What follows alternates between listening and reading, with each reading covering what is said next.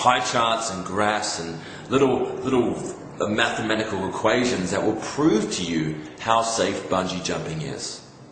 I could show you records of that bungee jumping business not having any accidents or any fatalities for the last 10 years. I can show you the chances of being injured in an accident in bungee jumping is probably 1 in 20,000. You're more likely to be killed in a car accident than you are to be hurt slightly in bungee jumping. I can give you those amazing results, and what would it do? It would do nothing, because fear is irrational. You would still feel the fear, even though you knew the odds, you knew all the pie graphs, and you knew everything, you would still feel that fear.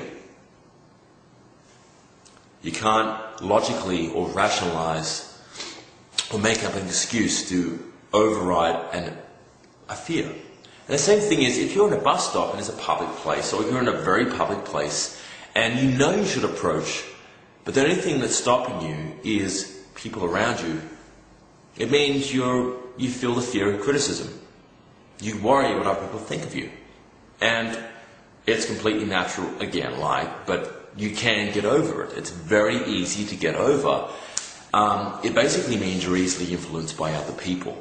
And this is a very, not a good trait to have. Fear of criticism is a big thing. It actually stops a lot of people from succeeding in life.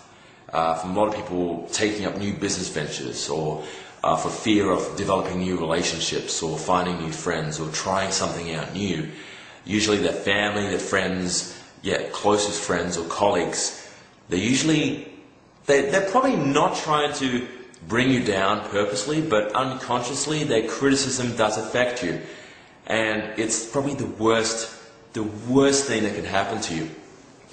The thing is, criticism is rumors. It's just, discussions, rumors, gossip behind your back, and it is probably the most cheapest commodity in this world. It's rumor. It's criticism. This is my opinion, and people will give you their opinion of you whether you ask for it or not. They will give it to you. So that just makes it cheap and plentiful. It doesn't mean anything. What the person there, if you're in a bus stop and you see an attractive girl and you're standing there and you're thinking, man, if only she was by herself. If all these people, if they weren't there, I would do it. I would approach her, but I can't. Because that guy there, he's like looking at me strange. Stop worrying about what other people think. If you're easily influenced by other people and what they think of you, it means that you're never going to really live out your own desires in this world. You're never going to achieve any goal that you put forward unless other people approve of that. Unless it's in their social paradigm, it's in their little social mirror, it's acceptable to them. If it's acceptable to them, it's acceptable to you. That's not really living your life. So if you feel that fear and you're in a public place, I guarantee to you, if you just acknowledge that fear and do it anyway, you will realize, man, it doesn't really matter. These feelings I'm getting, they're not really hurtful from these other people. Okay, I want to give you a quick story. A couple of years ago, I was in an improv class. Now basically, improvisation is all about being spontaneous and being in the moment and basically being comical and humorous with